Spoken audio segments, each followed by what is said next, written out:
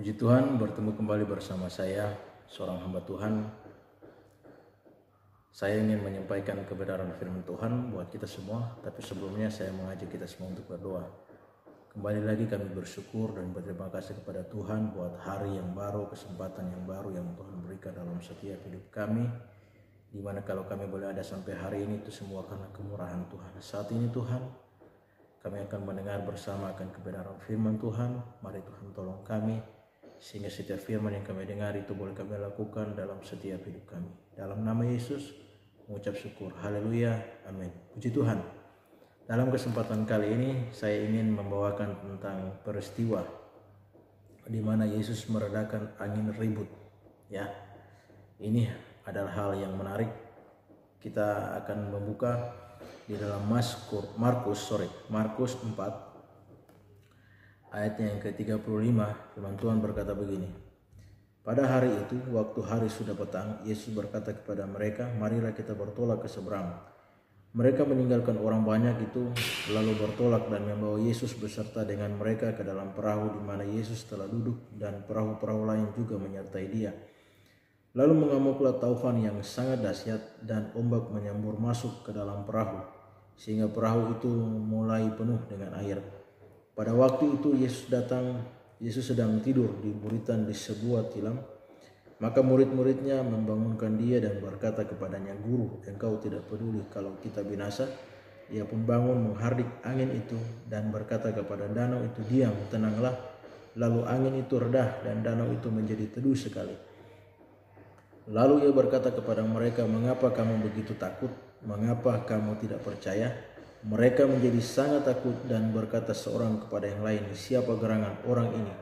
Sehingga angin dan danau pun taat kepadanya. Puji Tuhan, kita lihat peristiwa yang luar biasa terjadi ketika Yesus dan murid-muridnya akan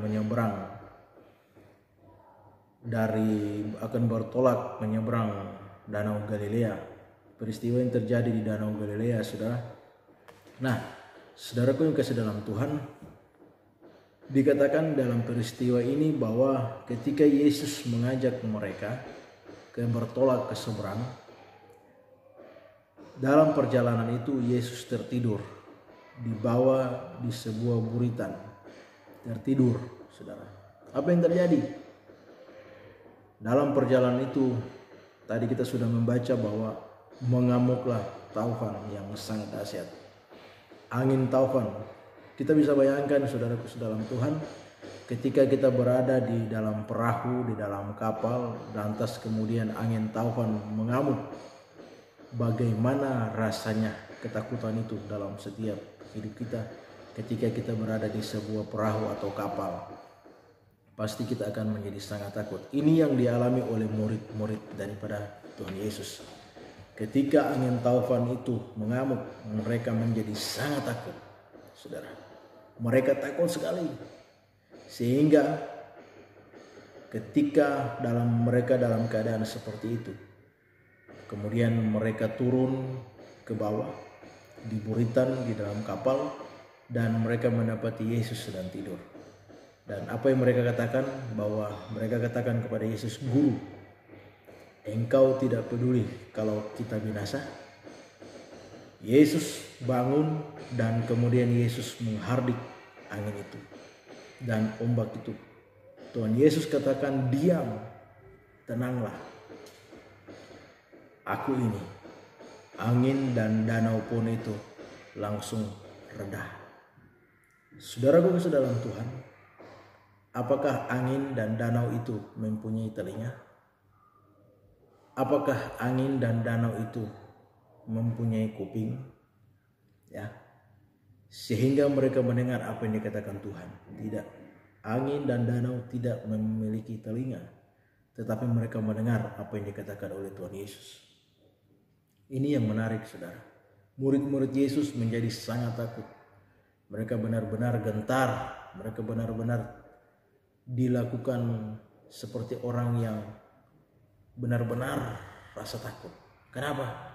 Mereka berkata, siapa sebetulnya gerangan orang ini? Sehingga angin dan danau pun taat kepadanya. Malu kita saudara Tuhan sebagai umat-umat Tuhan. Tuhan menciptakan kita sempurna. Kejadian mengatakan bahwa kita itu serupa dan segambar dengan Allah. Sempurna kita, saudara. Tetapi kalau kita tidak bisa taat, kita malu kepada angin dan danau. Angin dan danau pun taat kepada Yesus. Kita harus lebih taat lagi. Kalau Tuhan katakan A, kita lakukan A. Tuhan katakan B, kita lakukan B. Jangan Tuhan katakan A, kita lakukan B. Tuhan katakan B, kita lakukan A. Tidak bisa. Kita tidak lebih baik daripada angin dan danau kalau begitu. Kita lihat angin dan danau taat. Nah, kita juga dituntut harus taat. Kita memiliki telinga, kita memiliki mata, kita memiliki mulut, kita memiliki pikiran, kita memiliki hati. Kita jauh lebih baik daripada angin dan danau. Kita sempurna, serupa dan segambar dengan Allah. Bagaimana kita serupa dengan segambar dengan Allah lantas kita tidak bisa taat kepada Tuhan? Saudaraku ke dalam Tuhan, mari kita belajar taat kepada Tuhan. Bagaimana caranya? Jangan biarkan Yesus itu tertidur ya, dalam setiap hidup kita, dalam setiap perjalanan rumah tangga kita, dalam usaha kita, dalam bisnis kita, dalam sekolah kita, dalam pekerjaan kita. Kita harus tetap membiarkan Yesus itu mengendalikan semuanya. Kita harus taat, kita harus dengar-dengaran kepada Tuhan. Supaya apa? Semua yang kita lakukan dalam rumah tangga, anak-anak, suami, istri, pekerjaan, usaha, dalam bidang studi apapun itu, ya, kita pasti akan melihat bagaimana Allah menyertai semuanya.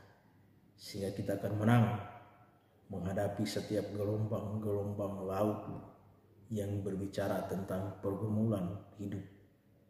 Kita akan melewati semua itu.